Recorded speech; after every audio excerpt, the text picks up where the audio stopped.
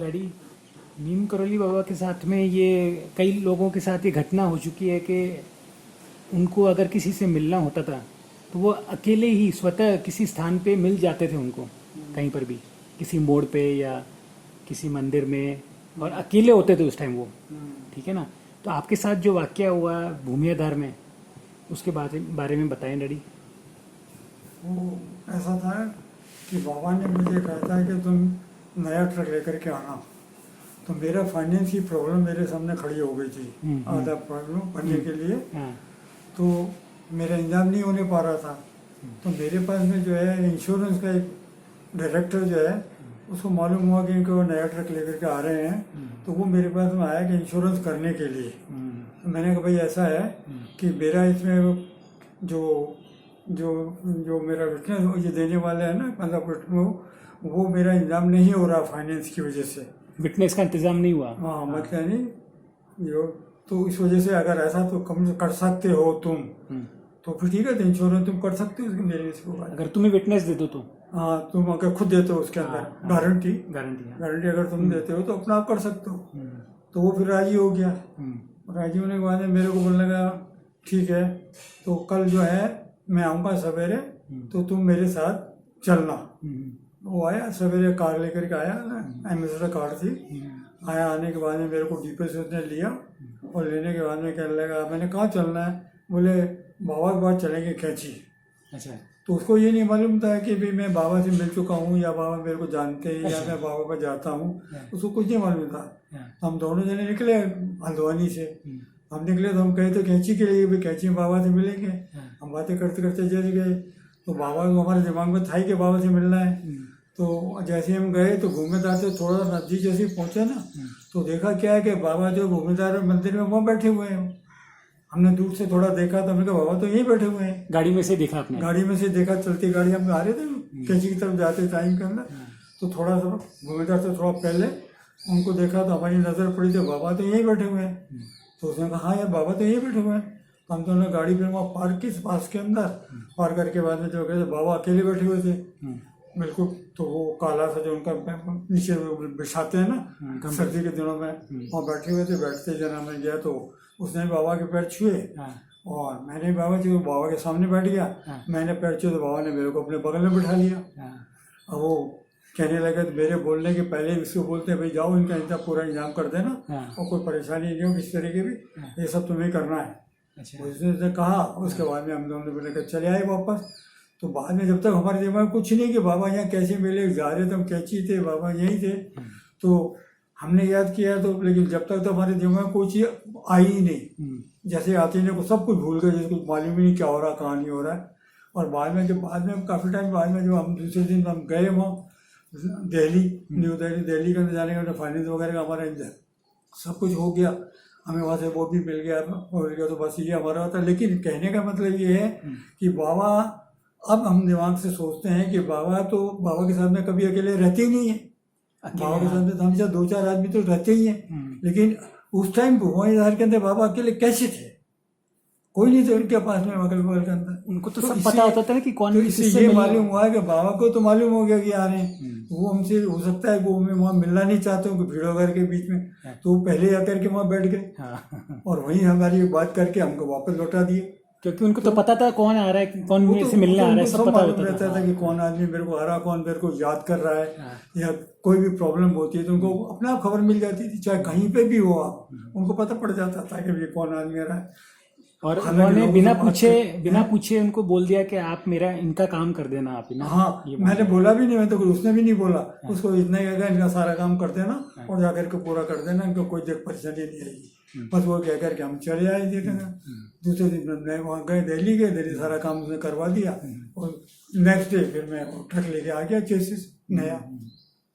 तो कहने का मतलब ये है कि बाबा जो है ना कई जगह ऐसे प्रकट हो जाते हैं, उसी अलग अलग इंसान के रूप में भी प्रकट हो जाते हैं। ऐसा नहीं कि बाबा खुद पर्सनली अपने शरीर में आए, लेकिन यहाँ पर बाबा पर्सनली थे क्योंकि हम बाबा से मिलने गए थे। ऐसा इंस्टेंस इन्होंने एक बार और भी हुआ था मेरे साथ के अंदर। बाबा ने मेरे को बोला था जंगल वगैरह ले लेना आप, तो उसके अंदर क्या था, बाबा ने मेरे को कहना जो मेरा पार्टनर था उसको पहले ही कह दिया था ये तुमको पैसे तुमको धोखा देगा, पैसा नहीं देगा, तो तुम उससे पैसा पहले ले लेना।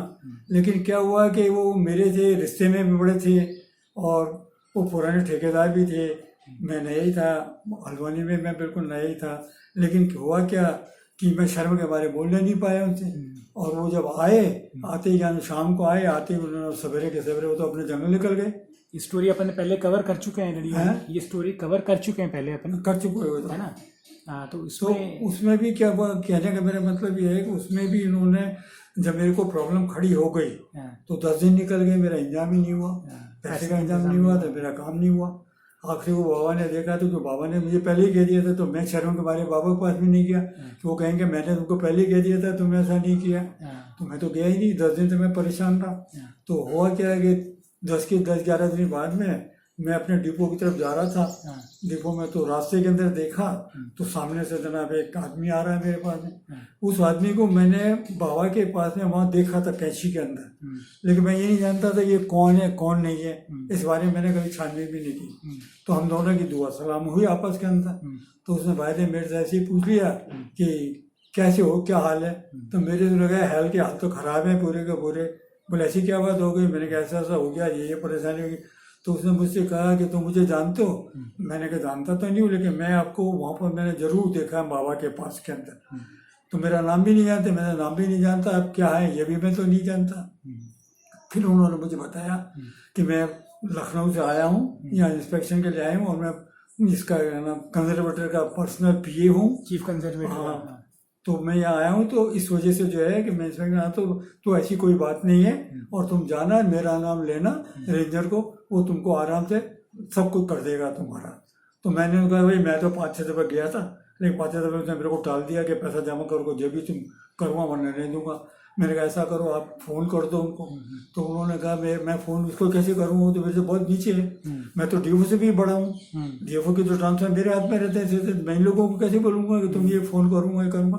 तो मेरा नाम लेना, और जैसे ही तुम मेरा नाम लोगे ना, कुर्सी से खड़ा हो जाएगा और तुम्हें बिठाएगा, और उसको बोलना कि ये जंगल मेरा है। उन्होंने नाम बताया उसके हिसाब से, और बोले सारा काम आपका हो जाएगा। मैं गया सवेरे 5 बजे उठ करके गया, तो जोला जंगल में गया तो रेंजर सुबह सुबह ठंड के अंदर मैंने गया तो जाते ही बोला लाए, मतलब चालान लाए, पैसा भर गया। मैंने कहा था चालान वाला लेके कुछ भी नहीं आया हूँ, मेरे को तो उन्होंने भेजा है, चीफ कंजर्वेटर को जो पीए है उन्होंने भेजा है, और कहा है कि जंगल मेरा है, अब आपको क्या करना है आप जानो, अपना वो यहाँ इंस्पेक्शन पे आए हुए हैं अब जाओ। अरे वो जो जैसा बाबा ने बोला, उन्होंने बोला था वो खड़ा हो जाएगा, वो तो एकदम तो खड़ा हो गया, बैठ गया। बैठ करके उसने तो मेरे को पूरा वर्किंग ऑर्डर के भी दे दिया और एक्सपोर्ट भी दे दिया, सब कुछ दे दिया। तब मैंने देखा, बाद में मेरे दिमाग में आई, मैंने कहा यार यहाँ पर मेरे बाबा ये अकेले कैसे मिल सकते। और मैंने जब पीछे घूम को देखा तो मैंने उनको देखा तो मेरे को दिखाई भी नहीं दी। और ये एकांत में मिलना, और सारा मेरे सामने ऐसा हो जाता है कि अंधेरा हो जाता है, एक एक वही चीज दिखाई देती है, बाकी कुछ नहीं दिखाई देता, लेकिन दिमाग भी काम नहीं करता उस वक्त। तो कहने का मतलब ऐसे मेरे 3-4-5 ऐसे इंस्टेंसेस हो चुके हैं मेरे साथ में, जब बाबा खुद प्रकट हुए। तो कहने का मतलब ये है कि बाबा जो अगर मन से याद करता है और परेशानी में होता है, तो किसी न किसी बहाने से कैसे भी वो वहाँ आपका काम कर देते हैं या खुद प्रकट हो जाते हैं, जैसे भी किसी भी रूप में कैसे भी। तो कल गुरु पूर्णिमा है डैडी, कल गुरु पूर्णिमा है, तो आपका तो उनका तो लोगों को क्या संदेश है आपका क्या ऐसा है, गुरु पूर्णिमा जिसको अपन मानते हैं, गुरु मानते हैं, तो गुरु के साथ में तो जैसा शिष्य का व्यवहार होना चाहिए वो व्यवहार उनके साथ में करना चाहिए अपने को, और मानना भी चाहिए। क्योंकि जब आपने उनको, अच्छा मेरे को बाबा ने ये भी कहा था कि मुझे जिंदगी भर भूलोगे तो नहीं, तो मैंने बाबा से प्रण किया था कि चाहे कैसी भी पोजीशन आएगी मैं आपको कभी भूलूंगा ना, आज तक मैं नहीं भूलने पाया। ठीक है, उनको धन्यवाद। तो मेरा फेथ कोशिश नहीं करता तो भी नहीं भूल सकता, पूरा विश्वास रखना चाहिए, आपका मतलब होना विश्वास चाहिए आपको, और ये नहीं भटकना नहीं चाहिए मन को कि आज इसके पास जा रहे हैं कल उसके पास जा रहे हैं। पर मैं एक इंस्टेंस और देना चाह रहा हूँ कि मैं हैड़ा खान बाबा से मेरी एक बार मुलाकात हुई थी। लोग कहते हैं कि हैड़ा खान बाबा, हैड़ा खान से पर्सनली मैं भी मिला था, उसको अपन कवर करेंगे अगले स्टोरी में, तो इसी में चल देना।